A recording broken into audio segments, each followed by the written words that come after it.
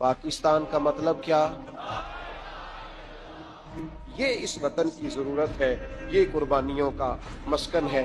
نا امیدی کسی بات کی نہیں ہے، پریشانی کسی بات کی نہیں ہے، کوئی ایسا نہیں ہے کہ معاملات حل نہیں ہو سکتے۔ بڑے بڑے محنتی جوان موجود ہیں، جد و جہد کرنے والے لوگ موجود ہیں، عوام کے اندر بڑا درد ہے، بڑا شوق ہے، بڑا جذبہ ہے۔ نا امید نہیں اقبال اپنی کشت ویراں سے، ذرا سی نم ہو تو مٹی بڑی زرخیز ہے ساتھی، روشنی پھیلے گی۔